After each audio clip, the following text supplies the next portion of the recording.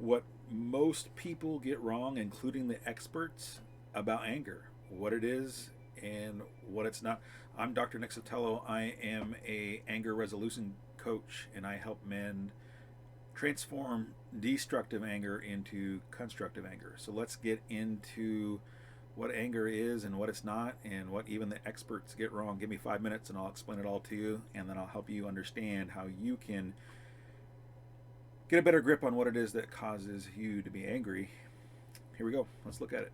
So, just want to recap that there's four primary feeling states, and feelings are different than emotions, and I'll have a video all about that too at some point. But for now, suffice to say that there's mad, glad, sad, and afraid. And for here, mad is the equivalent of anger. So four primary feeling states. Forget about all of those emotion wheels and long lists of emotions. Four primary feeling states. If you don't nail these, if you don't really understand these, if you don't have these four integrated, then all of those emotion wheels and long lists of emotions, they're not going to help you much. They're actually going to make it worse, and they're going to confuse you, and they're going to overwhelm you. So one expert, his name is John Gottman, and I'm going to get myself in trouble with this one, but apparently the Gottman Institute has put out a anger iceberg, and there's lots of articles that are built upon this idea of an anger iceberg. So let's check out the iceberg. So here is the anger iceberg, and this idea, this theory, is that anger is a secondary emotion. Anger is not a secondary emotion. Anger is anger. Anger can be primary. Anger most of the time is primary, meaning that there isn't anything below it or beneath it that's driving the anger that you have to uncover and discover. Anger is anger. It's one of the four primary feeling states. So if you look at this anger iceberg, you have right off the bat you have a confusion. So you have anger being listed at the very top of it as an emotion, because most people use feeling and emotion interchangeably, and they're not. They're separate and distinct. So you have anger iceberg, but then you have angry labeled in the actual depiction of the iceberg. There's mistake number one. So you can have the primary feeling state of anger, but then what is angry? What does that mean? Well, what I think it means is that it's the behavior that results from the anger feeling state, right? So an anger feeling state is something that is quite normal and natural, but then how we respond to it, that's usually what gets the attention, right? That's usually what causes the problem.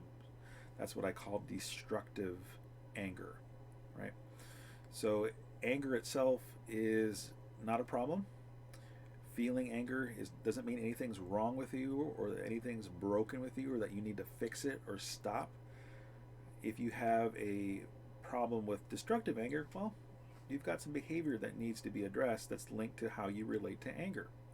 So if you look at this anger iceberg, it's supposed to tell you that when you have angry behavior, or if you experience anger, that there is something else below it. There's some mysterious thing in the depths of the water below it that we have to discover it. And that's just really not the case, right? Anger is anger. Anger can be primary. Anger, most of the time, is a primary feeling state. And then below you have all these emotional words. You might be embarrassed, you might be scared, you might have grief, you might be overwhelmed, yada, yada, yada, okay?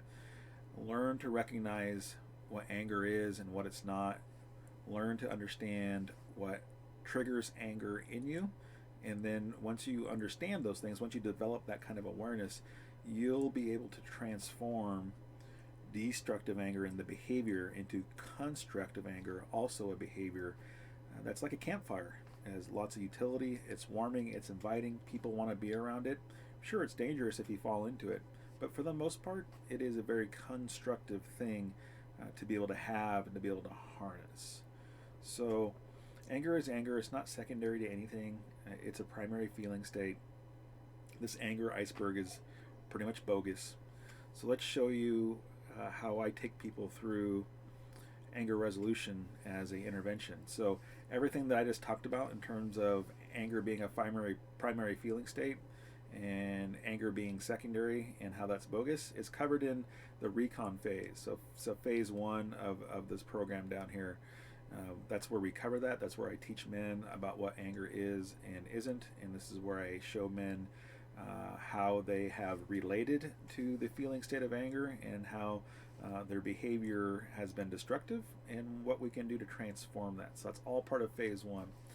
So if you want to know more about this anger resolution program, if you want to know specifically about how you can relate differently to anger, I have a guide for that, how you can relate differently for anger. All you got to do is tell me in a comment below this post, send me the guide, and I will shoot it over to you.